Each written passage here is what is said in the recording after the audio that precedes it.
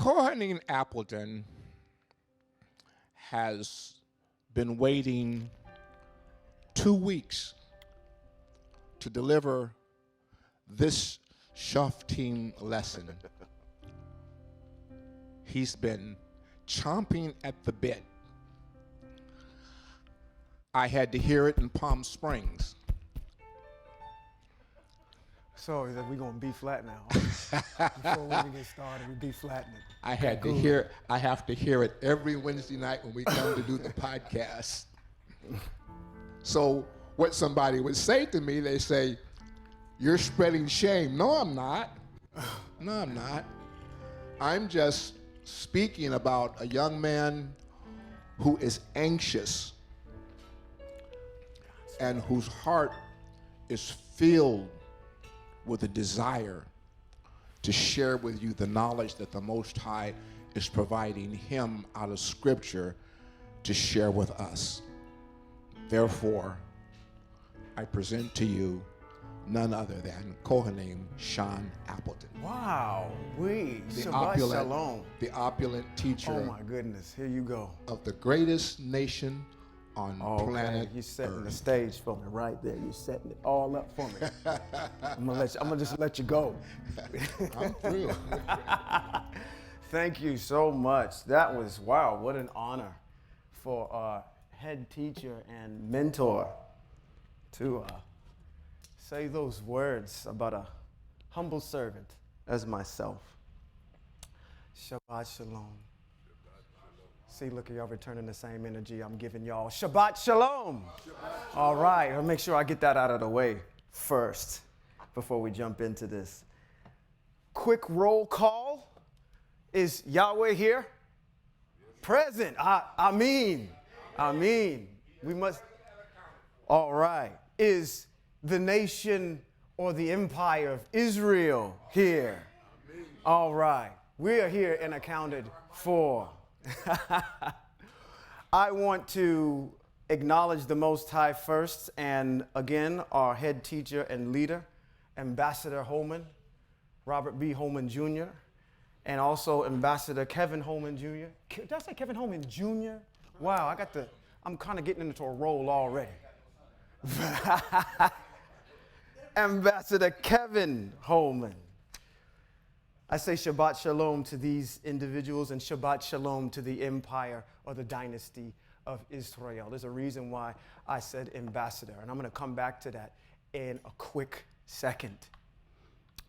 I want to actually tell you that I've been really, again, in the eloquent words of our head teacher, chomping at the bit to get back up here and speak before you. A lot of you saw me speak in Palm Springs. You saw my back. And you saw that I was trying to take somebody's head off when I was teaching. He must be hollering at somebody down there. And while I was away, I want to share something that I shared with the Palm Springs group with you all today, because it changed the way I think. I told our head teacher that there were 2 life-changing events that happened. I can say milestones within this journey, actually 3. One was the first milestone was coming into understanding Robert B. Holman Jr. as I saw him at SeaTac. I came into FTF, Life-Changing Ministry. We made the transition from being Christian into being Hebraic. And then the other major change was one that I just had 2 weeks ago. I was preparing to go speak at Palm Springs, and the Most High does the same thing every single time to me. Right before, and I'm going to share something else with you. Right before I went to speak at Palm Springs, while I was 37,000 feet closer to the Most High. Did everybody catch that? I was 37,000 feet closer to the Most High. In a flight, closer to the Hashemayim. The Most High spoke to me, and he said something to me that I received.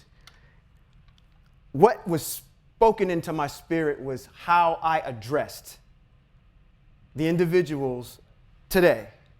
I said, I want to acknowledge Ambassador Robert B. Holman Jr., Ambassador Kevin Holman. And the revelation that I got was that the Most High was telling me, son, you're still looking at what you're doing as a religion. what prompted all this was kind of podcast prior to this. We started talking about, if you've listened to the last two, we're talking about what? The land. We're talking about the land. And as we're talking about the land, we're talking about covenants and different things. And I'm thinking about that, and I also work, I'm going around Robin's Red Barn. I also work 2 days out of the week in Willits, California. On my way back, now I'm setting the stage for you. I've got land on my mind because we've been talking about that in the podcast for a couple weeks, and it's been nested into my spirit. I'm coming home from Willits from a job, and I'm continuing to see the same thing as I'm traveling. American flag on houses. American flag on cars. Thin blue line, thin red line, thin green line. All over the place. And I said to myself, as it's setting the stage, as I'm 37,000 feet in the air, as I'm thinking about all this, and I said, what does this all mean? What I'm seeing in the United States right now is what? With all these flags?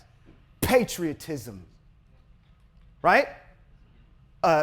Love for our country is what we're seeing when we see those types of symbols.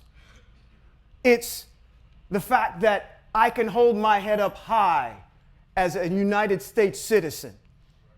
We are governed by a set of laws. These laws are systemic and germane to our main ideology and law system, which is what? The Constitution. The Constitution breaks down into three individual parts: our legislative branch, judicial branch, and executive branch. And out of those branches, all different forms of government are formed. And the Most High said to me while I was traveling, as I'm thinking about all this, he says, listen, I've established for Hebrew Israel mishpatims, rulings, statutes, laws, governances, things that manage how Hebrew Israel works, how the nation of Hebrew Israel is supposed to function. Okay? Let me give it to you another way. Okay? Maybe you're getting it and maybe you're not. I'm going real slow with this because I'm not seeing the light click on. When you go, how many of you have gone out of the country? You've gone out of the country. And when you go out of the country, you say to yourself, I'm a United States citizen when I go out of the country, right? When someone asks you, are you a United States citizen, do you cower? No. You're proud to say that you're a United States citizen. Okay? So therefore, trying to tie this all together, I'm saying, why do I keep thinking of what I'm doing as a religion? This is not a religion. This is a way of life. We're here to learn statesmanship. We're here to learn how to be a citizen within the nation of Hebrew Israel. Is there anything that I'm saying right now that is religious? No. Nothing. Okay? You shouldn't be one of these people that, I love your shirt. We wore it. Says straight out of what? Christianity and into truth. When you get around people and you talk about who you are, why do you cower? Oh, I don't want to offend the Christians that are around. I might be ostracized from the group. No, you don't do that when you go out of the country and you say you're a United States citizen. You see how, which has got to change the way that you think? Think nation, not religion. When we step over into the New Testament, that's religion. When we step over into the Tanakh, our manuscript, I'm not going to call it a scripture anymore. Because that gives me goes back to what? Religion. You don't call the Constitution scripture, do you? We're governed in this country by scripture. No. The Constitution is a set of laws. And you don't call those laws scripture. So, in our manuscript, our book of antiquity, which tells us about our history, our language, our people, who we are, our covenant, our birthright, is in a set of pages. We need to start removing, at least in my mind's eye, and this is what I was sharing with them, removing this idea of religion. So when you go ahead and you're confronted by somebody that wants to walk into the beauty shop and preach and spew whatever they want to spew, or at your job, when the Christians get together, remember, you're talking about two different things. They're talking about religion. You're talking about statesmanship. There's a difference. Okay? If you get that in your mind, we're going to start to fortify our stance and shine bright. We don't need to diminish our light so others can feel secure around us. Okay? Think statesmanship. I'm going to be addressing you from here on out like we are talking about statesmanship, diplomacy, what happens in our country, what happens in our culture, not in a religion. And I'll make that distinction if I am getting back over into religion, and that's only to point out things so our brothers and sisters who are joining us by way of the stream and folks that are here understand the ideology and where we're going. I thank the Most High for our master teacher here in this house who has listened to the voice of the Most High and focused on the issue at hand. The goal is not heaven. The goal is L to the A to the N-D.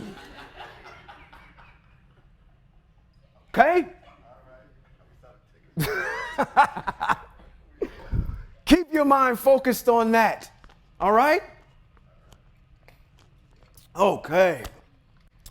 I want to, again, I forgot some folks that I need to address. And before I get into this Shoftim, Judges chapter 11 through 12, I forgot to acknowledge all of our enemies. All of you that have purposed to stop, put roadblocks up, consciously knowing text and introducing falsehood and false teaching to our people, you are our enemies. Those that want to see the Hebrew people be crushed, you are our enemies. I say Shabbat Shalom to you. Now, I want to tell you something. Everything that you do, what we're trying to do here is teach these mitzvot so in life you understand when they come up so you know, okay, let's do another analogy. All those folks that went out of the country. When you go out of the country, do you immediately, your mind starts thinking about, oh, I'm in another country now, and I automatically know how to do everything here. I know the customs, I know the culture, I know everything. When you go out of the country, you start evaluating things by where you came from. Most of y'all going out of the country will say, oh, I'm going to a third world country. Why? Because America is the first world country. You evaluate everything you see and do by the standards of the United States of America. Right? Don't you? You do. We've been taught the reverse. You have dual citizenship. You are part of the Hebrew Israel nation and the United States. We should be evaluating the things that we see on an everyday basis by what standard? The standard of the Most High, not by the standard of the United States. And there's a reason why those two things can't coexist. You can't have two heads in the same place. You can't have United States governance and then Hebrew governance at the same time. They're going to conflict with each other. Okay? We're under and we're presiding under the rules of this country. But that doesn't mean that I can't look at the things that are going on out in the world through the lens of Hebrew Israel. Right? Okay. Whew. Now, I brought that up because acknowledging our enemies, did you know that that was a mitzvah? You didn't know that was a mitzvah? Devarim chapter 25. Let's go there so you can see it. Devarim chapter 25. We're going to skip down to maybe, let's go all the way to the end. I'm throwing you a curveball, Sister Harlot. She can handle it. She can handle it. 25.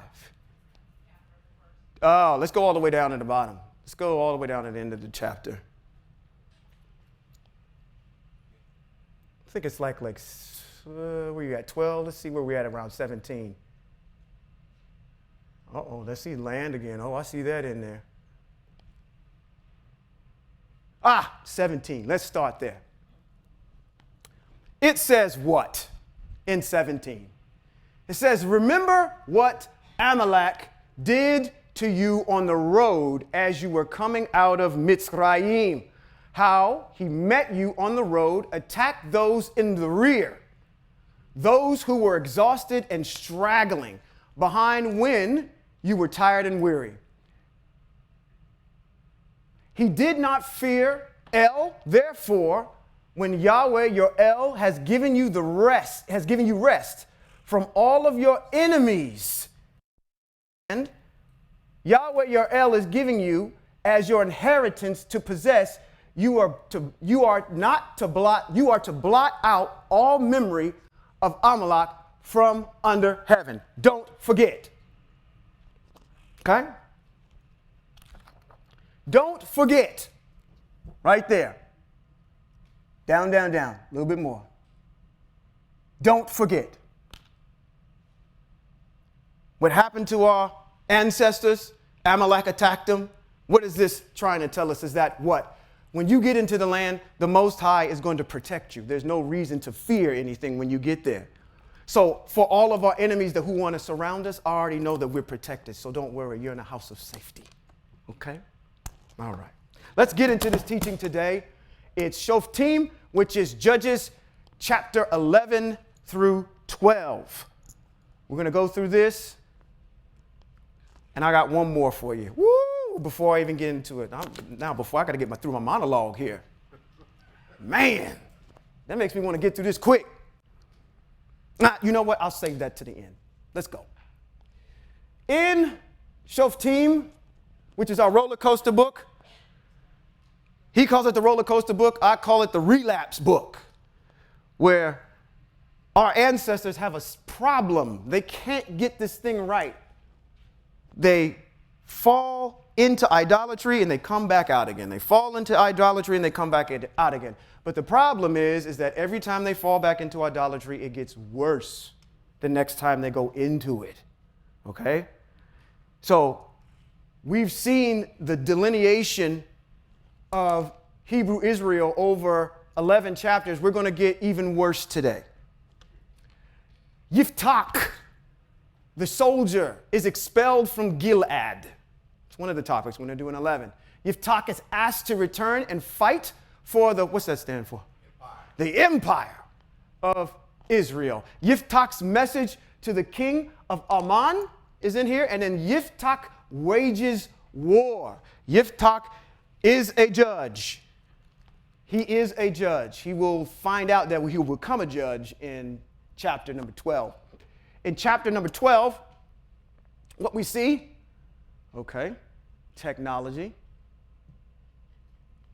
Now, poof.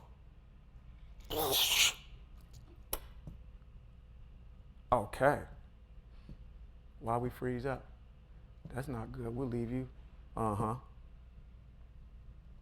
Now, chapter 12. The tribe of Ephraim confronts Yiftach about Ammon. Yiftach defeats Ephraim.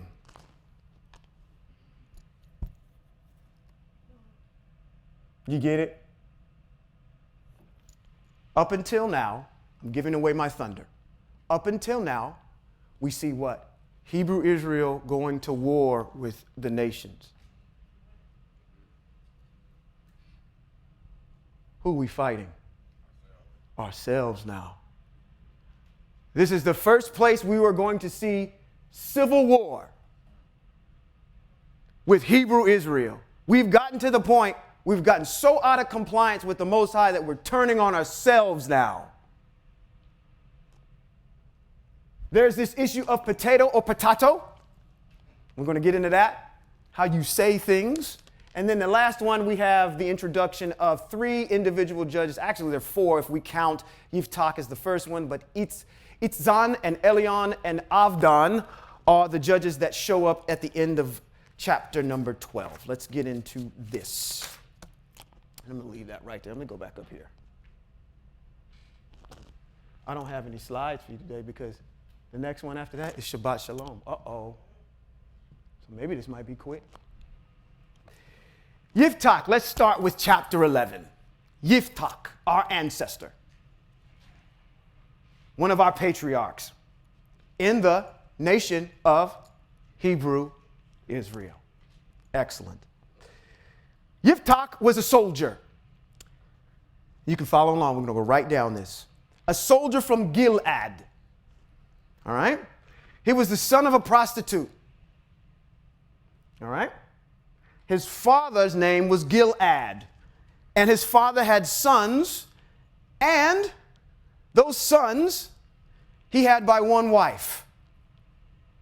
Now, it came time that when the sons grew up, that they spoke to their brother Yiftach, and they told him, listen, you are the son of some other woman. You're not the son of our mother. You will not have any inheritance at all. So get out. Kicked him out of Gilead and went to a city called Tov. What does Tov mean in Hebrew? Went to a city of good, called Good. Now, as he went there, he employed a bunch of what the text says, what our manuscript says, what our book of antiquity says, is a band of rowdies with him. So this is a street dude, okay? This is a street dude. Now, a couple of things should stick out as Hebrew Israel. When you're reading these first 4 verses, do you see any mitzvot stick out?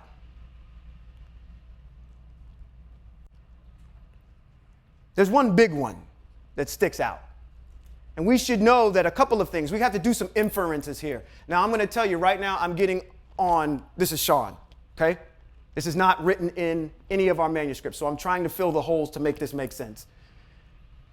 This man, Yiftach, had a father. His father, they were from Gilead. We got to, number one, know what Gilead is, okay? Where that is, because he never tells us what tribe he's from. And we also have to assume that his father is Hebrew, okay?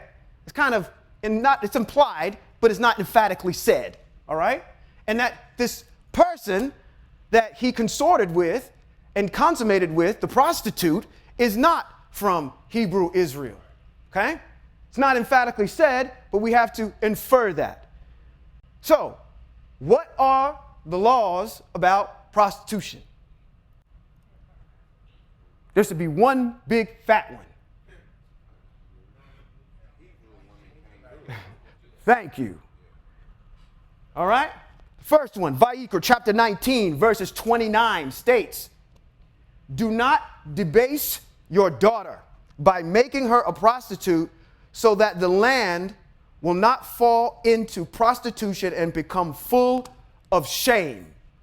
That's a big mitzvot that's right there. That says that if we're in the land of Hebrew Israel, prostitution is not allowed. Okay? It's emphatically stated right there. Okay? Now, that goes for ritual prostitution, and it also goes for prostitution. There's a difference between the two. Okay? All right? I'm not going to get into really the differences, but I'll do that at a later time. You could also go to Vayikra chapter 21, 7 through 9. There's another issue with it. It says, okay, a Kohanim or a Kohen is not to marry a woman who is a what? A prostitute, who has been profaned or who has been divorced, because he is set apart for El. Rather, you are to set him apart as set apart, because he offers the bread of your El. He is to be set apart for you, because I, Yahweh, who makes you set apart, am holy. The daughter of a Kohen or Kohen who profanes herself by prostitution profanes her father. She is to be put to death by fire. Okay? Now, I'm bringing that all up to say this, is that this is why they're giving this, pushing this individual out. Okay? You've broken this mitzvah. All right? We're not supposed to have these types of things in Hebrew Israel, and you're a product of this. All right? So go somewhere else. Do something with yourself. All right? Now, here's the funny thing about Yiftach. And also I'll make a reference to Devarim 23, 18 through 19. That's also talking about, actually in those particular verses, about ritual prostitution. Now, with all that being said, what's interesting about Yiftach is what we're going to learn about him is that even though he was born of a prostitute, he still ended up being a judge for Hebrew Israel, which means what? He had to have an extensive knowledge of Torah because he's judging Hebrew Israel later on here, all right? So, the other thing that we need to glean from these first couple of verses is what is Gilead? What is the significance of Gilead? Because it says he was a brave soldier from Gilead. Now, as you read this and you go on, you understand that as he's a brave soldier, he's a renowned soldier. He's just not some regular old dude that's out there on the battlefield. He is renowned as a soldier. Now, let's learn a little bit about Gilead, okay? Gilead, when the promised land was divided among the 12 tribes of Israel, the tribes of Reuben and Gad and the half tribe of Manasseh received the territory east of the Jordan. So there's 3 tribes on the west side of the Jordan, correct?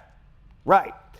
Their inheritance was largely comprised of land of Gilead. You can find this in Yahashua chapter 13, verses 24 through 31. Gad, the tribe of Gad, it says in verse 25, received all the towns of Gilead. So we can assume that Yiftach's father is from the tribe of Gad, okay? Because Gad and Gilead are synonymous in the text. In Shoftim chapter 5, verses 17, the Torah mentions several, or this is going on to give you some other exposition about ancillary items about Gilead. In Judges 5, chapter 5, verse 17, the Torah mentions several mountains of Gilead, which is Abrim, Figash, there's a famous one, Mount Nebo is in Gilead, and Peor is in the land of Gilead. Last bit about Gilead, just extra information for you. The land of Gilead features in several incidents in the Tanakh. The city of Ramoth Gilead, the meaning is the heights of Gilead, was a city in Yahashua chapter 20, verse 8, which is what? It defines the city of refuge. So there's a city of refuge in Gilead. The judge, matter of fact, after King Shaul, wait till we get to this brother here. Oh my gosh. King Shaul. You know who King Shaul is? He's the very first king. I'm going to have some fun with you females when we get to Shaul. Oh my goodness. It's something about, I'm going to just give a little bit of my thunder away because I can't hold my peace with it. When we get ready to do Shaul, when we jump into 1 Samuel, I want you to have in mind when we get there the concept of your perfect dream man. I mean, is this dude, I want you to think about what your perfect man looks like. Is he of the devil? What do I mean by of the devil? Is he 6'6", 6 feet tall, 6-pack, 6 figures?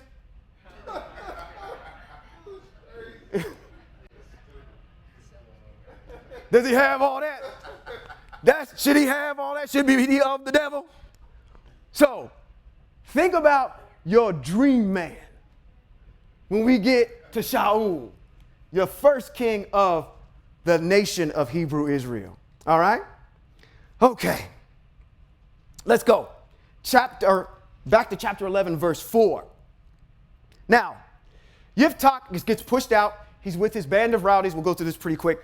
What happens is that these individuals called the nation of Ammon comes and they wage war against Hebrew Israel. And what do these folks do? They're trying to attack Gilead, and the chieftains of Gilead say, go and get Yiftach, the dude that we kicked out, go get him. So this dude must have been cold-blooded. Again, pattern has been set, folks. Anytime that we got a judge, they always are a military-minded person. Think about that. We're not a weak group of individuals. Anytime that the Most High is going to use somebody, at least from the pattern that we've seen thus far, they're a military-minded person. All right? Because he said he was a brave soldier. Let's go get Yiftach and bring him back. So they go and send, and they get Yiftach, and they say to him, they say, listen, Yiftach, the Ammons are coming and they're attacking us. We need you to come back and help us fight them. And he says, well, wait a minute. Hold on. You kicked me out.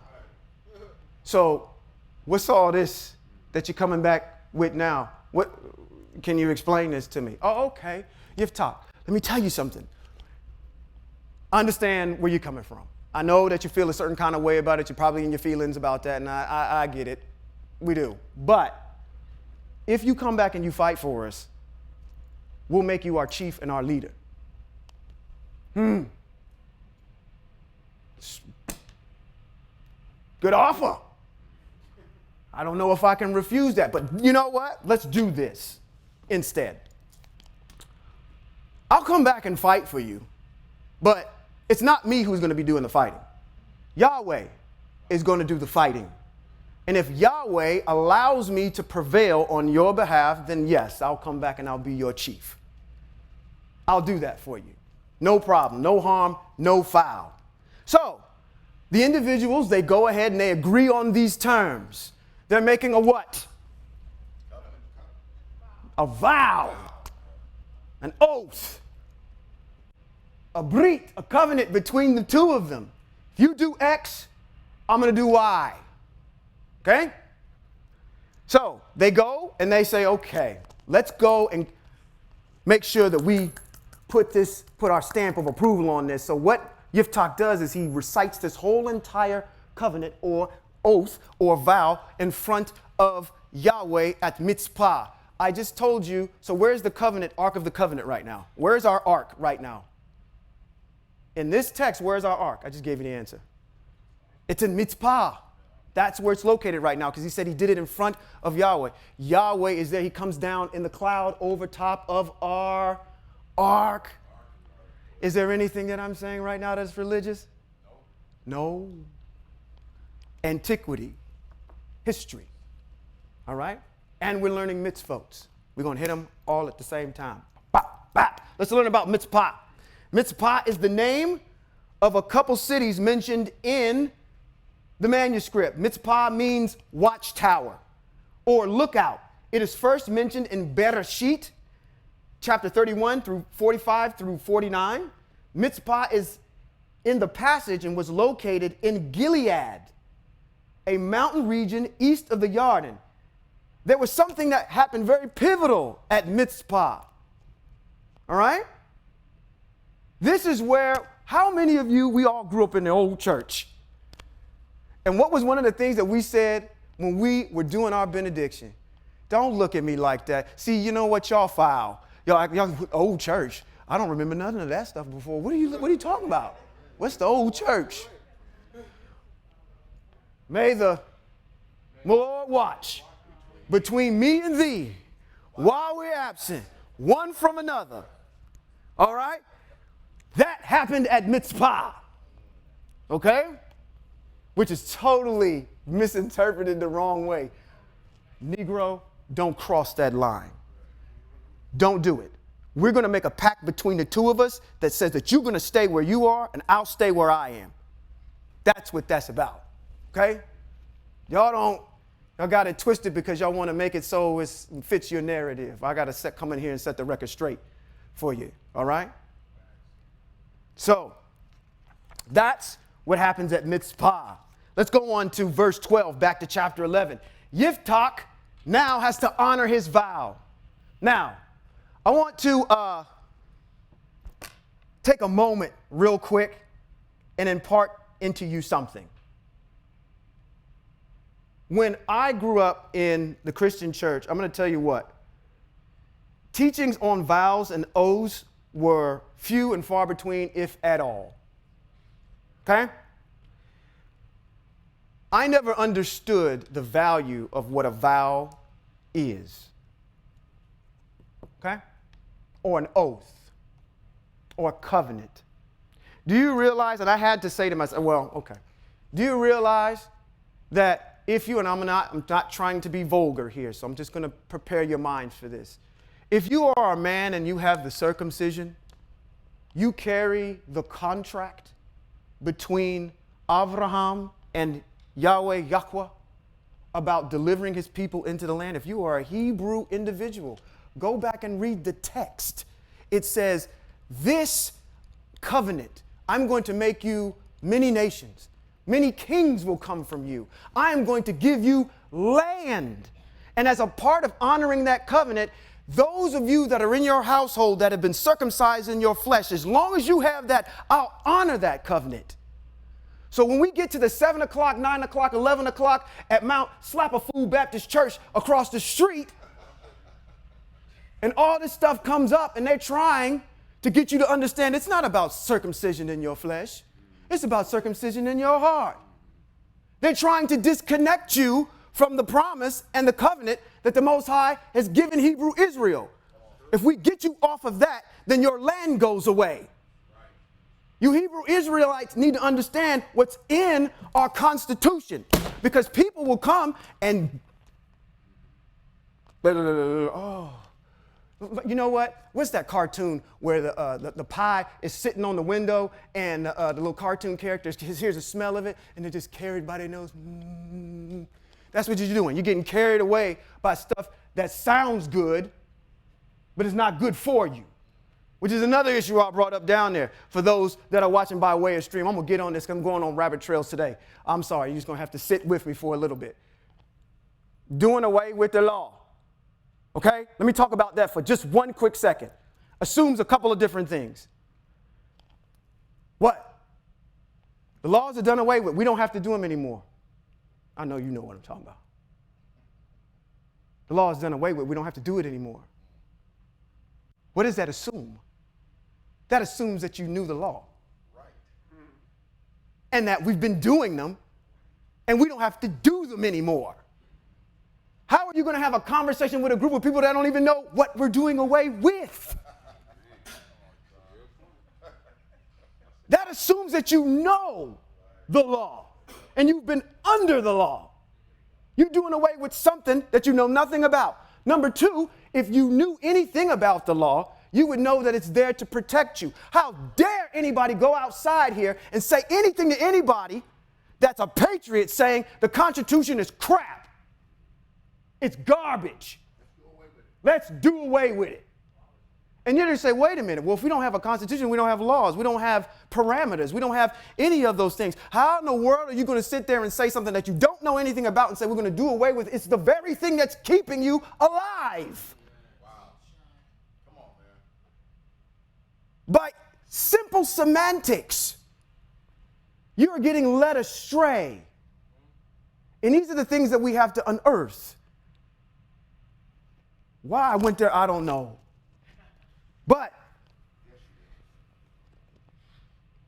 we have to get these things ingrained in our spirit, into our soul, into our very being, because the Most High, it's all actually already there. Text tells us that. It's written there already. We just need to remind ourselves. That's why the text, our manuscript says to zakar, remember.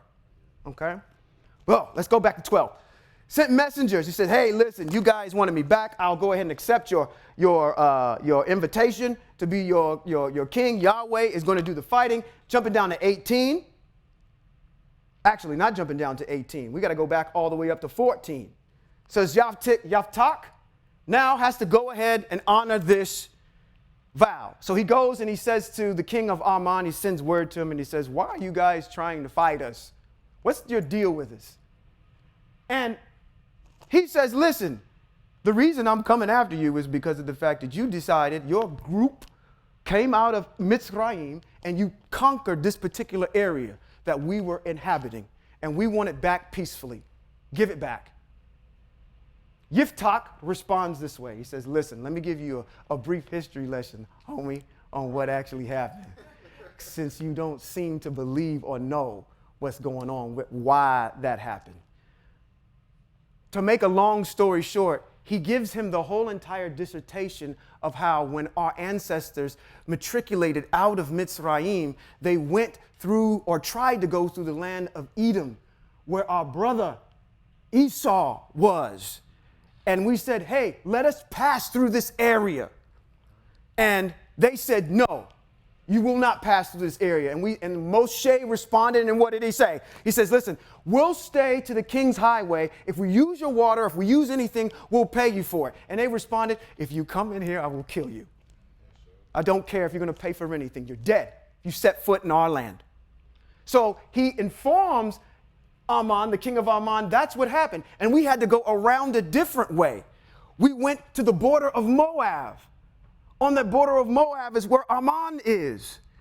But at that border, you got two individual kings there, the kings of Shihon and Heshbon.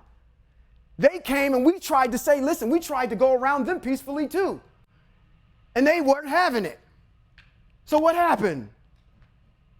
The Most High, we fortified ourselves and they went to this place called Yatzak. I believe that's what it says in the text, our manuscript, our book of antiquity. See, I'm beating this in y'all heads. Beating it into your head. Our Constitution. It says over there that we tried to go around. They didn't like it. And so what they did was they waged war against us. And Most High came in there and put not the foot, but his ankle and his knee all the way his hip up their rear end, and they demolished them. And therefore, by way of that, we conquered the areas that you're talking about. Right? So yes, we didn't do anything to you. It was Yahweh that took your land and gave it to us. So the text says, do you honestly believe that if Yahweh gave us this land, that you coming in here telling us to give it back peacefully, he's just going to let that happen? Peel into your logic. Cat Williams said, make a pimp decision. Okay? So, he says all this to the king of Ammon. I'm paraphrasing all of this. And he says, he goes on to tell him, he says, listen, we were around Balak, and Balak was living peacefully with us for X amount of time. And while we were in that land of Gilead, our ancestors, Manasseh, I shouldn't say Manasseh, but our ancestors were in that land for almost 300 years. How come you didn't go ahead and take it back then? So, no, we're not going to give back this land. And matter of fact, again, may the Lord watch between me and thee while we were absent. You see how Yahweh, you set that up? Wow, he set that up cold-blooded. May the Lord watch between me and thee while we're absent, because this is what he tells him. He says, listen, he said, let your God let you have your land, and Yahweh will let us have ours. Go in peace. Oh, we don't like that. No. You didn't understand what we wanted. We don't care nothing about all that history that you just gave us. That's great that you know what you did. I got folks here that want their land back. So, what do you think happens next? All right. It's on and cracking. One thing that I actually wanted, before actually moving on to, I went all the way down to verse 29. One of the things that I want to actually impart into you, so you leave with something today about your Yahweh, is another name of Yahweh. Because in that whole entire dissertation, he says, if I'm wrong, may Yahweh Hasophet. Yahweh, say Yahweh. Hasophet. Yahweh.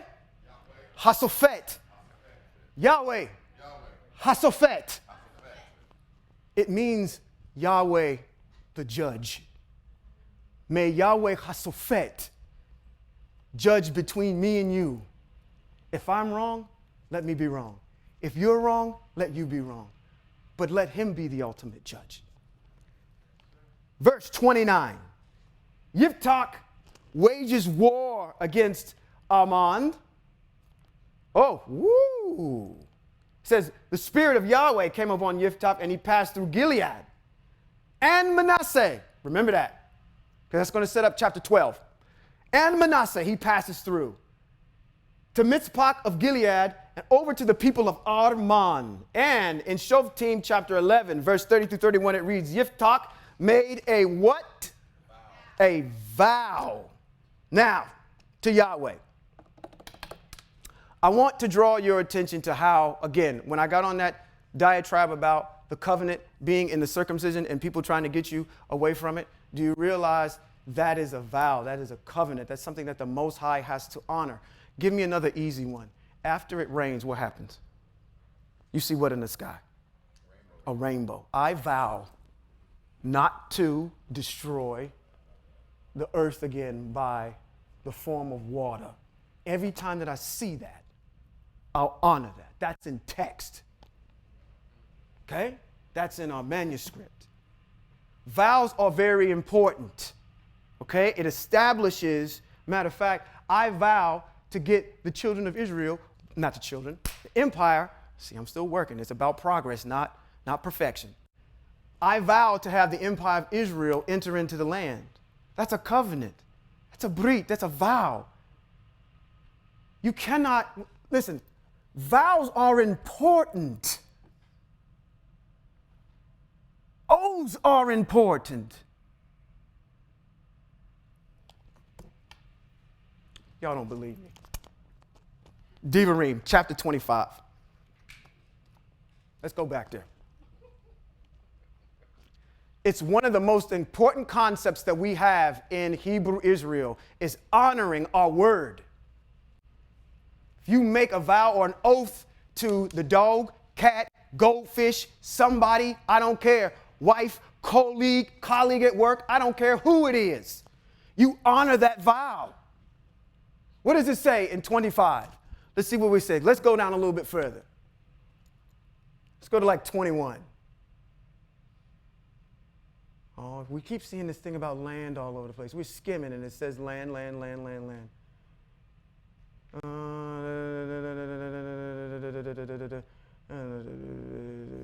Okay. You hear this? I'm just babbling on why she's getting to this. Let's go all the way down to the. In that, I'm going to pontificate here a little bit. But in that verse, let's go 7. Where are we at? 16, let's go 17. Okay. But in this particular chapter, for the sake of time, it talks about a vow and how you are not to break it at any cost. It's a Torah mitzvah. That's what I'm basically getting at. For sake of time, and I should have had this, and I do apologize to all of you for not having this dealt with earlier. But it is very quintessential that we understand the power of what a vow is, because if the vow is not honored, then our very existence as Hebrew Israel goes away. Okay? So just remember that. And there are consequences for not honoring a vow as well. So we need to make sure that we are in compliance if we make vows to ourselves or whatever, or oaths, that we honor those oaths. So he makes a vow. Let's go back to Shoftim. Thank you for trying to find that, but let's move forward for the sake of time. Shoftim chapter 11, verse 30 through 31. It says, Yaphtak made a vow to Yahweh. So he has to honor this vow. Whatever he's doing, he's got to honor it, right? It says, if you will hand the people of Ammon over to me, then whatever comes out of the doors of my house to meet me when I return in peace from the people of Ammon will belong to Yahweh. I will sacrifice it as a burnt offering. Do you understand what he just did? The first thing, if you deliver a victory for me, then as I'm returning in peace back to my home, the first thing that comes out of my house, I will sacrifice to you as a burnt offering. He's assuming something. All right? Now, Yaphtak crossed over to fight the people of Ammon, and he actually has a victory. He has 20 cities that he conquers, and it says in our manuscript that it was a complete massacre of these people. Now, as Yaphtak was returning to his house in Mizpah, who comes out? His daughter. His only daughter. His only child. It's not as if this is his only daughter, but this is his only child. Comes out. In chapter 11, verse 35 through 36, it says, when he saw her, he tore his clothes and said, oh no, my daughter, you are breaking my heart. Why must you be the cause of so much pain? I made a vow to Yahweh that I can't go back on my word. She said to him, Father, this is a child that has been raised under Torah mitzvot and community and culture. This is ingrained in this woman. She said to him, Father, you made a vow with Yahweh to do whatever you said you would do to me, because Yahweh did take vengeance on your enemies and the people of Ammon. Then she said to her father, just do this one thing for me. Let me be alone for 2 months. I will go away into the mountains with my friends and mourn, because I will die without getting married. Marriage is a big thing in Hebrew Israel. You may go, he said. He answered, and he sent her away for 2 months. She left, she and her friends, and mourned in the mountains that she would die unmarried.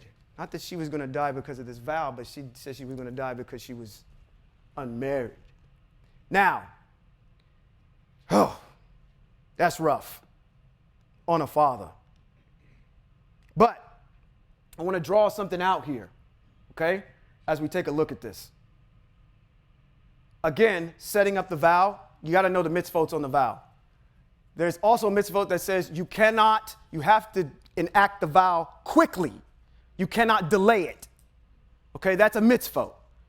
Another mitzvot is honoring the vow and not going back on your word. So there's 2 mitzvots that pop up right here just in reading this, okay, that you know that are there. But I want to address all of my astute Christian folk out there right now. At where? At Mount Slapafood Baptist Church. Under the tutelage and pastorage and reverendage of whatever of Pastor Do You Wrong. Okay? We've been saying in here all the time, we don't believe in a man coming and dying for us. We don't believe in sacrifice, human sacrifices. So for all you astute folks that want to say you guys are a bunch of hypocrites, because in your manuscript it says that Yiftach sacrificed his daughter as a burnt offering. How do we reconcile this, Hebrews? You see that? How do we reconcile it? I'm telling you what I set up earlier. It's a vow. He can't break the vow. There's some things that have to happen here.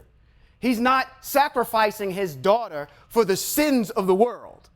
He's not sacrificing his daughter for a group of people, okay?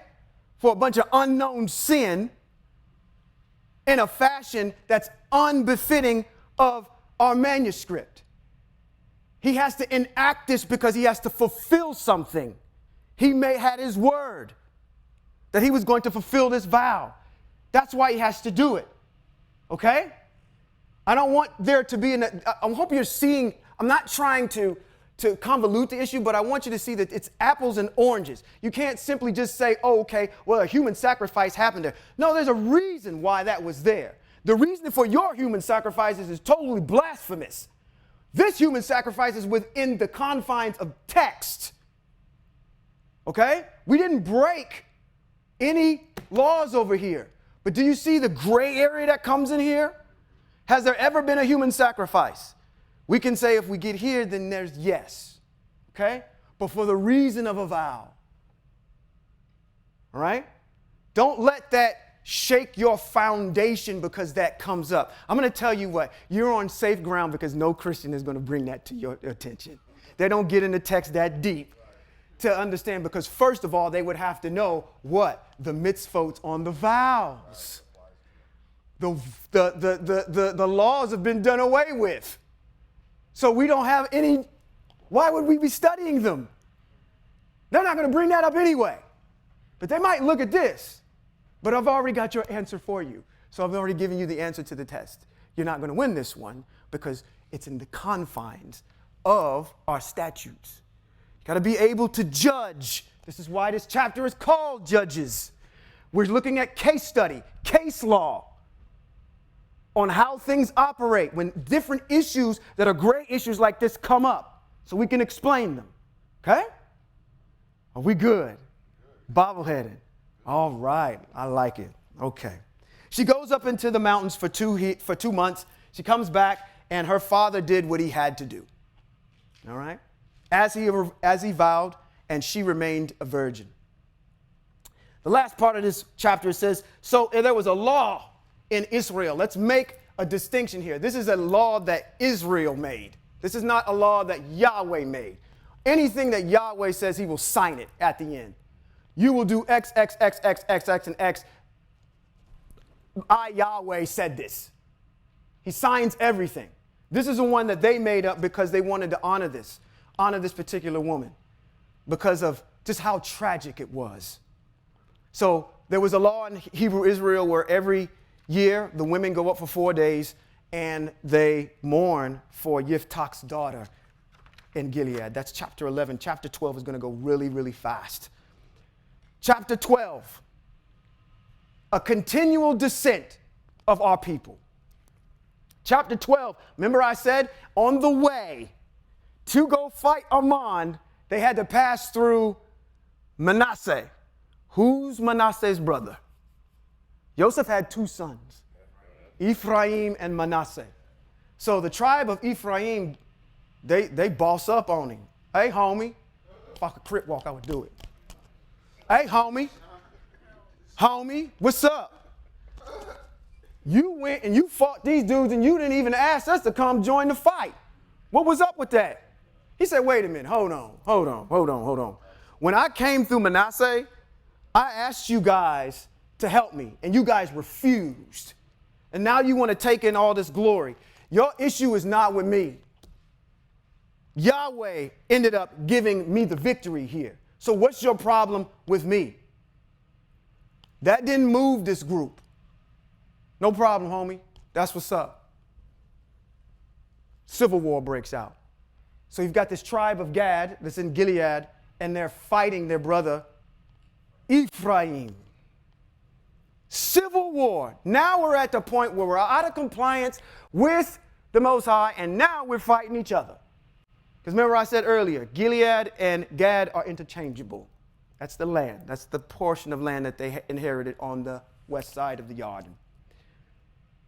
So, it says when they were fighting them, that they slaughtered 42,000 of their countrymen.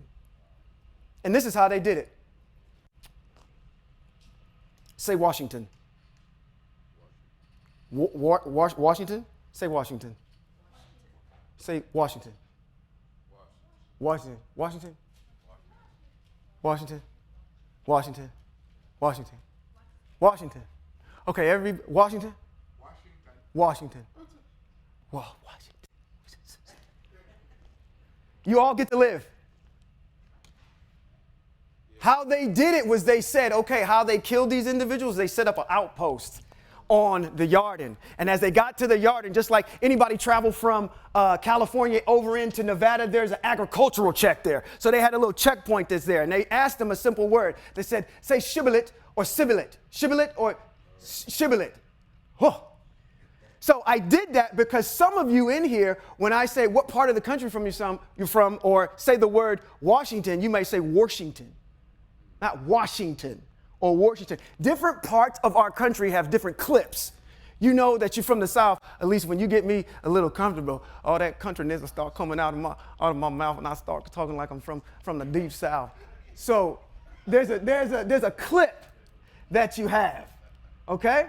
So how they weeded them out and they knew how they were from Ephraim is they asked them a word. If they said the word in a specific dialect, they killed them. 42,000 of them died that way. Now, coming out of that, verse 7, it says that Yiftach, even though in his tragedy that he experienced, judged Hebrew Yisra'el for 6 years, and Yiftach died in Gilead. So we have to take the 6 years plus the next 3 judges, which is Ibzan of Bethlehem. Everybody know what Bethlehem stands for, house of bread. And he judged Israel. And he had 30 sons, and it says he had 30 daughters, and he sent them abroad, so on and so forth. But he judged Hebrew Israel for 7 years. So we have what? 6 plus 7 is what? 13. Then we have from the tribe of Zebulun, after him was Elon. He judged Hebrew Israel for 10 years. So what do we got? We got 23 years. And then after him, Abdon, the son of Hillel, judged Hebrew Israel, and he judged for 8 years. So how many years do we have right now? 31 years where we experience at least tranquility or at least some cohesion back in Hebrew Israel, getting them back on track. With at least trying to at least teach them the mitzvot. Okay? So, fortunately enough for y'all, that is chapter 12. There is nothing else after chapter 12. So as we see here, we've started from this issue of Yiftach and how he conquers, and we understand the importance of a vow. We brought out some mitzvot today. We brought out what issues about our pride in our nation and who we are. We brought out some issues that talked about when we get over here how, fortunately enough, at the end, as we transverse to this issue of civil war within the tribes, we see the first indication of it here in Shoftim chapter 12. We ultimately wind up on a good note. We're going back up the hill on the roller coaster, in good standing with the Most High as we end off chapter 12. That concludes chapter 12.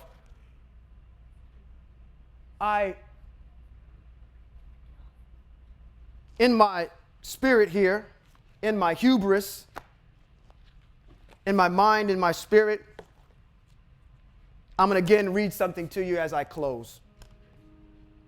I read this before to you guys, but I just want you to get the poet who actually said it.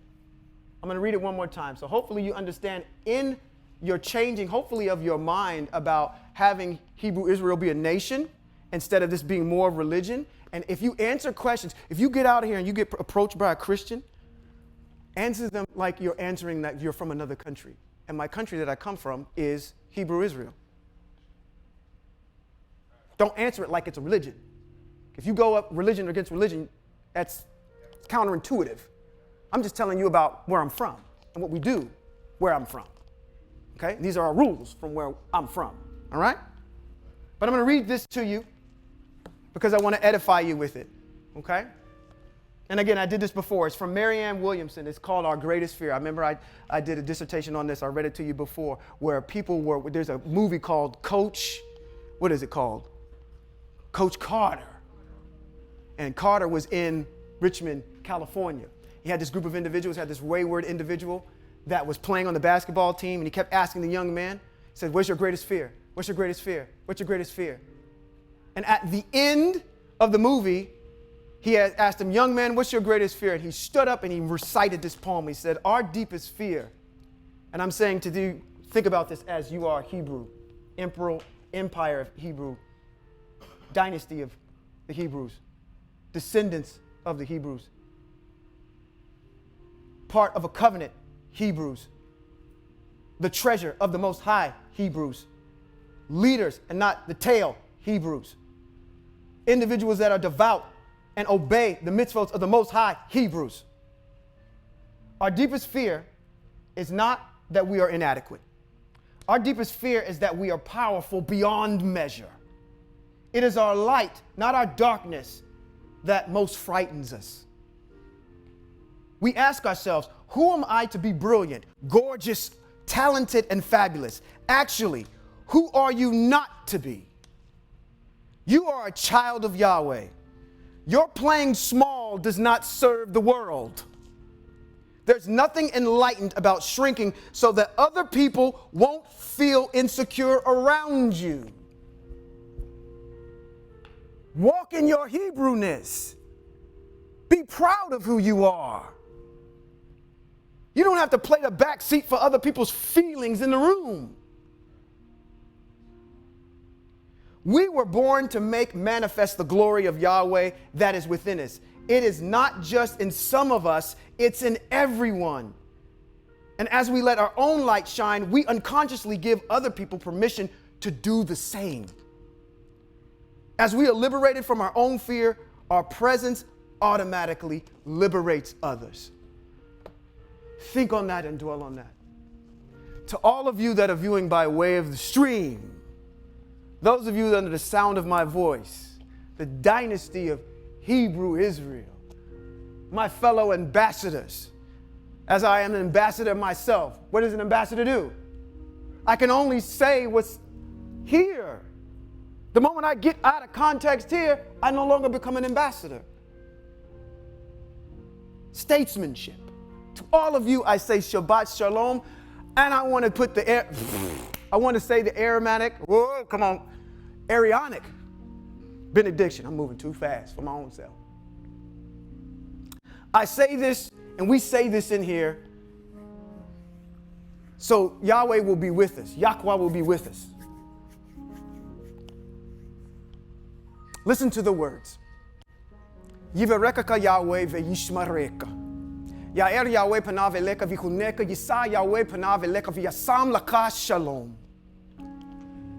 It says, may Yahweh bless you and keep you. Whatever has been taken from you, I will restore. That's what a blessing is. Continual blessings.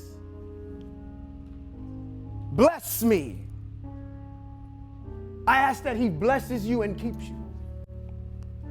That Yahweh may make his face to shine upon you and show you his favor, to put you first.